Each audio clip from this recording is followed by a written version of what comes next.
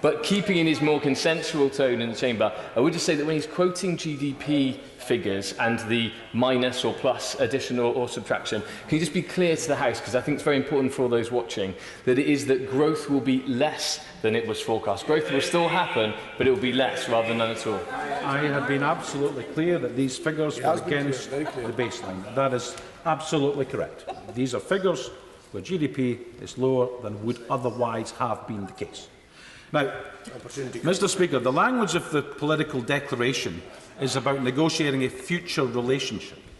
If we set aside the way in which that's being dressed up in some kind of form of exceptionalism that we're going to have the best deal ever, we are in essence talking about no more or no less than the vague intention to start to negotiate what the government hopes will be a preferential free trade agreement.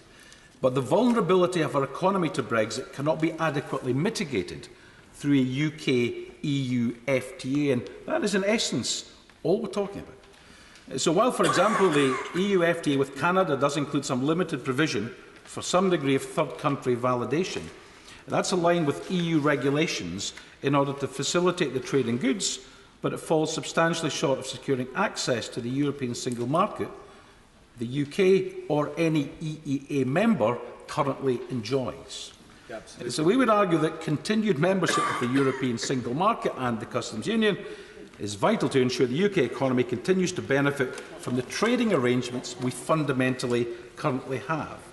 Indeed, if my memory serves, there was a previous assessment by the National Institute, by NISA, which demonstrated that retaining single market membership could avoid seeing a 60%, yes, a 60% decline in goods and services exports to the EEA in comparison to an arrangement based on WTO rules. And I'd also add at this point that the current arrangements do not simply facilitate trade with the EU directly.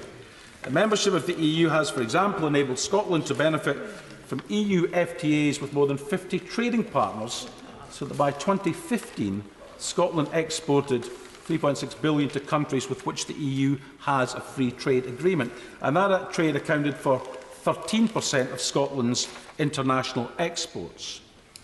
In addition, Mr. Speaker, although this is harder to quantify, many of the products exported from Scotland to the rest of the UK, and this goes the other way as well, will form finished goods destined for the rest of the single market, or countries with which the EU has an FTA. I'll come back to that because it's important. Now, of course, the rather non-exhaustive list of reasons why trade is likely to fall and drive down GDP growth includes increased cost of bureaucracy, uncertainty about the nature of customs arrangements, additional regulatory burdens, non-tariff barriers, which in some cases are the most significant, uncertainty about the legal basis upon which certain transactions may be carried out, and so on and so forth. Now, it's likely some of these issues will be resolved. I've got no doubt about that. But not all, not quickly, and not without cost to business and the economy. And if we look briefly at one or two of the areas or the ways in which the political agreement intends to take us forward, we can demonstrate how uncertain this is. On customs, and this is in paragraph 27, the UK has suggested a facilitated customs arrangement, or facilitative as it's described in this agreement. But that's broadly similar to the maximum facilitation already described as fundamentally unworkable by the European Union. On tariffs, and this is in paragraph 23, what's said is fine in principle. But if we don't achieve that, or if there's no deal, we're left with a situation where some people who support a harder Brexit are suggesting we set all our tariffs to zero and thus increase trade. But were that to happen, and we had it confirmed yesterday in terms of the backstop, there's no guarantee it would be reciprocated, may well lead to the dumping of goods here from countries with massively lower labour costs and undermine business and jobs and prosperity here. Absolutely. So there's absolutely nothing certain. In a sense, we're not taking a decision on an agreement. We're taking a decision on a wish list in a political statement, some or all of which may come to naught. And on staff, and I've already gone through what's said in the political agreement about labour, we're already seeing staff shortages, particularly in the rural economy.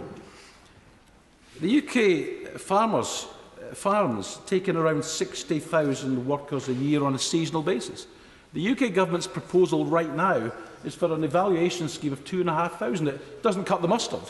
Now, it may be that this matter is resolved in 2 or 3 years and it's done quite successfully.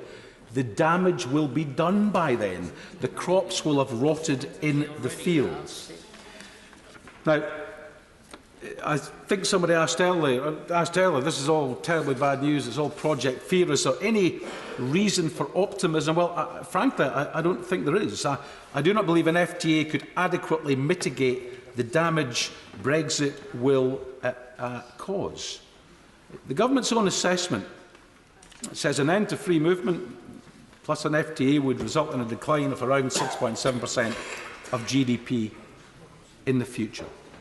It's been argued by the UK government's Global Britain strategy that we'd offset a decline in trade with the EU from being outside the single market by exporting to more countries. However, fully replacing the value of EU trade will be challenging, I think as illustrated by the trade flows from the emerging BRIC economies, Brazil, Russia, India, China and South Africa. And I'll use these Scottish figures to demonstrate this briefly. These nations account for 2.1 billion, 7% of Scotland's exports. In comparison, the EU accounts for 12.3 billion, 43%. So even a small proportionate loss in trade or lost growth in trade with the EU would require a dramatic increase in trade, over 30% increase in trade with those countries. Now, we'd all love to see that happen. We'd love to see it happen across the whole of the UK. May I suggest that that's highly unlikely. If the UK signed agreements with the 10 biggest non-EEA countries, including the USA, China and Canada, a process which could take many years, that would cover only 37% of Scotland's exports, compared to the 43% which go to the EU. And some of the trade simply couldn't be substituted. If one is selling low-margin or perishable goods to the EU in a wagon refrigerated overnight, it simply can't be substituted by shipping the same stuff to Australia or Japan or China. It simply doesn't work like that. Mr. Speaker, I say finally on trade, it's worth also pointing out that despite the government's own optimistic assumptions, even signing a substantial number of trade deals would result in an increase of less than 1/4 of 1% of GDP compared to the situation today. That was confirmed yesterday. 1/4 of 1% of GDP through increased trade if we successfully negotiate trade deals with the US, Australia, New Zealand, Malaysia, Brunei, China, India, Brazil, Argentina, Paraguay, Uruguay, the UAE, Saudi Arabia, Oman, Kuwait and Bahrain. That is an awful lot of risk for very little potential gain. There are two other areas I want briefly to talk about. The first is foreign direct investment, now a key feature of the contemporary global economy and one from which the UK and Scotland derives considerable benefits. We've seen a substantial number of jobs in Scotland owned by EU companies who have invested here over the decades precisely to have access to the European market. There's no certainty at all that would stay, and in the future much of it would go. And the second point I wish to raise is productivity.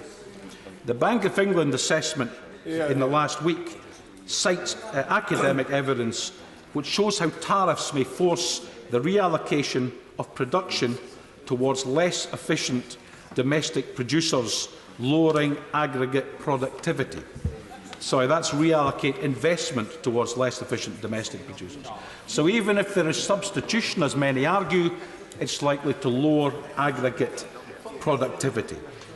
So I'll give way one final time.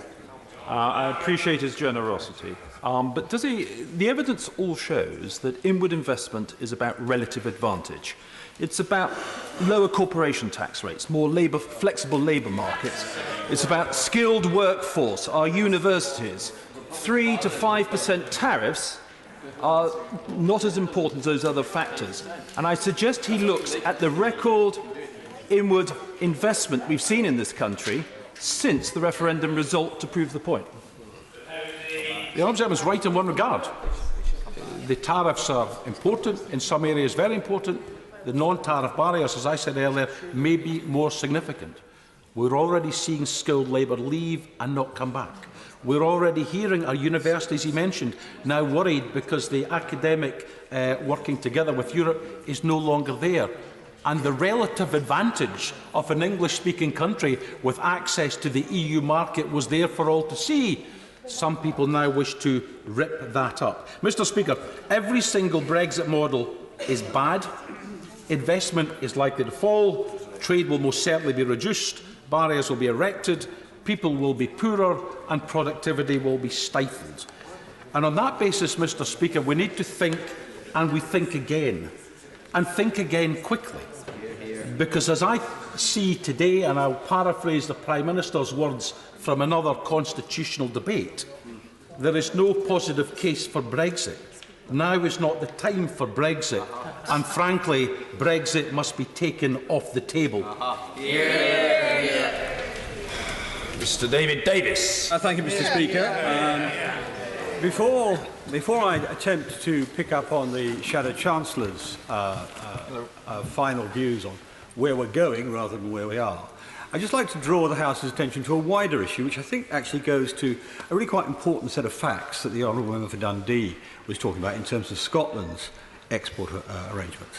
When economic historians look back in 100 years' time on this time, I suspect they'll view Brexit as small by comparison with what's happened to the entire global trade in the world. The last third of the century, we have seen a huge transformation of the wealth of the world off the back of free trade. About a quarter of the world's population, well over 1 billion, have been raised out of absolute poverty, $2 a day or thereabouts, by free trade. It's been a magnificent story over, as I say, about a third of a century. In that time, this has impacted us too. We have gone from, 20 years ago, 60% of our trade being with the European Union, 40% of the rest of the world, to nearly the other way around. In a couple of years, it'll be the other way around, 60% with the rest of the world, 40% with the European Union. And I'm loath to quote forecasts, given the bad name they're being given at the moment, but projection, not forecast, is that that will continue. And to pick up on the Honourable Member for Dundee's point, to take the top 3 markets for British goods or UK goods in the rest of the world versus Europe. The top European ones are Germany, France and Holland, but Netherlands for us. They are dwarfed by our sales to America, China and Australia, our top 3 rest of the world ones. And I take the point that the Honourable Gentleman made, that we have to look very carefully, as we did when I was in government, at the regional balance of some of these exports, but the aggregate picture is very clear. Our trading future is actually more in the rest of the world than it is in Europe. And this has huge implications, massively underestimated by Treasury forecasts and Bank of England forecasts, over and over again, huge implications for the need to keep our freedom to continue, or to do trade deals to maximise our ability to exploit that. Now, I'm not going to spend very long on the actual proposal that the government put in front of us, because it seems to me very clear that it's not going to survive the end of this debate. But just very quickly, the Attorney General's advice tells us about this, that the backstop would endure indefinitely and it would tie us to the customs union with no escape. That has massive implications, what I've just said. The deal would still leave us, whatever the Chancellor says, still leave us subject to the rule of the European Court of Justice, albeit by a rather backdoor and concealed route. It would see Northern Ireland carved out of the United Kingdom, tied to the European Union single market and customs union. And it gives away £39 billion in exchange for the vaguest of political promises on a future deal. And because of all that, and because we'd be locked in at the discretion of the European Union, it puts us in a formidably bad negotiating position for the future. And that's really the most serious, in my view, other than the constitutional issues, it's the most serious practical aspect of what's proposed. So I do not believe it will survive, which means that the Shadow Chancellor's question of what are the future options is actually the central question of the debate, as it turns out. Now, would you give way just on that? I'll give way first there, and then I'll come back to you. I'm grateful to the former Secretary of State for giving way. Now, I hear his reluctance to believe in forecasts, but he hasn't always been reluctant to forecast. In fact, on the 25th of June of May 2016, a month before the referendum, he said, "The first calling point of the UK's negotiator immediately after Brexit will not be Brussels, it will be Berlin to strike a deal." Now, if my memory serves me right, he became that UK's negotiator immediately after Brexit. Can you tell us how the striking of the deal in Berlin went? And when do we see the deal that he struck in Berlin? Is that what he's got in his hand just now, or has he lost it? I also said you have to read more than one line of the speech, and maybe his iPad's too small to carry more than one sentence. But what I also said is the critical part of this negotiation will not be the first 2 years; it'll be the last 3 months. The last 3 months, when that exactly will be true, when France and Germany will determine the outcome. So if he wants to quote me again, let him get it right next time. I'll give way to my friend. Well, I'm grateful. Just one small point, really. He's focused on the backstop on the Northern Irish border. And he's quoted the Attorney-General as saying that we could potentially be in that indefinitely. But surely the if is if we decide to go into the backstop in the first place, because the other option is to extend the transition. Does he not agree? That's what's laid out in the proposal. But that transition will then come to an end. Yeah. And at the end of that, we still have to make a decision on where we're going, backstop or no. So I'm afraid we're always and the point about it is, it's at the behest of the European Union. It's not at our behest. And I have nothing against the European Union, but they are the negotiating partner who will make an advantage out of delaying it. I give way to my friend. I thank my right honourable friend for giving way. Just really to reiterate that point, if you, on a plain reading of Article 3 of the protocol, it's quite clear that it is not necessarily a right for us to have that extended transition. We can only ask for it, and that is a different thing. Yes, it's also true, but the general point is that the overall timetable is not in our control. It's in the other side's control. And as we have seen throughout this entire negotiation, the moment we gave away sequencing at the beginning, it gave an advantage to the other side. And my honourable friend, the ex-Minister of State's nodding, he remembers it. So let us, but the point I want to make today is there are basically three, if you forgive me not for the moment, a little later, there are essentially three emblematic conclusions to this. One is World Trade Organization, which we've talked about already, which I doubt will be a deliberate one, but it's a possible one. One is Norway, which a number of my colleagues on this side of the House and on the other side of the House have suggested might be the best outcome. And one is the Canada plus option. Now, there are compromises between them, there are mixtures of them, but those three essentially capture the possible outcomes. Now, let me start with the one where I pretty much disagree with everybody who's spoken so far, and this is the issue of the World Trade Organization deal, the so-called no deal, which actually, what the Chancellor called it a strict no deal, because he knows full well all the preparations have gone in government to create a basic no deal or a basic outcome, a basic negotiated outcome. There is a whole stratum, the whole spectrum of possible types of no deal, some of them dealing with the issues that my honourable friend sitting in front of me raised before, aviation, data, and so on, all of which, if this deal goes down, as I think it will in a few days, if this deal goes down, there will be a scramble in London and Brussels to start putting those one-on-one unilateral negotiations together. So there's a range of those possibilities. I'll give way. Actually, if she'll forgive me, the honourable lady here first. Yeah. I'm grateful to the right honourable gentleman for giving way. I'm slightly puzzled as to why he is so critical of the backstop arrangements, given that he himself signed off the original draft in December last year. She clearly hasn't read my resignation letter, in which I made clear what I'd said to the Prime Minister about that backstop arrangement. Take it away. I could just go on the point of aviation and WTO, which was also mentioned by the member for Mid-Worcester in a previous intervention. It is the case that actually the EU itself is looking for a deal on aviation, as we would be. So actually there is no difference. The EU still doesn't have a deal on aviation. Yes, and hardly surprising, since we have the biggest aviation hub in Europe and one of the biggest in the world in this country. But I've never, if we get, yes, all right, I'll give way one more. Mr. Speaker, I thank you for giving way. Just on the backstop, as the Honourable Gentleman is referring to it, it was said earlier on that all the regions in the United Kingdom would be supportive of this. The MPs, the Unionist MPs, the DUP MPs in this House are not supporting the withdrawal agreement. And does he recognise, as I suspect that he does, that Unionist opinion feel alienated by the proposals that are put forward, which will weaken our position within the United Kingdom of Great Britain and Northern Ireland, because the EU will have a final say on what happens in relation to the single market and the customs union over Northern Ireland? And indeed, to reinforce the point I made to the Honourable Lady earlier, I did tell the Prime Minister that last December, as everybody now knows.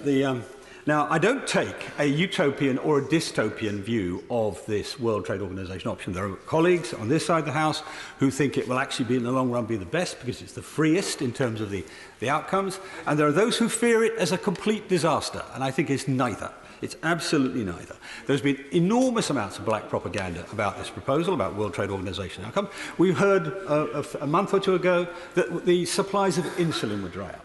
No, they won't. We talked to the pharmaceutical companies, we talked to the NHS, did their checks, they won't dry up. No drugs will dry up, full stop. We were told that planes will be grounded. The point my honourable friend just made. In January, if you'll forgive me, in a moment, in January 2018, the European Commission briefing document was released showing that there will be EU-wide contingency measures ensuring no stoppage of aviation. No stoppage of aviation. And delays, well, before I get to delays at Calais, I'll give way to the Honourable Lady. I'm very grateful. I would be very grateful if my right honourable friend for Halton, Price and Howden would look at the evidence that pharmaceutical companies have given to the Bayes Select Committee to outline the catastrophic results of a no-deal Brexit. Now, I recall my right honourable friend saying that we wouldn't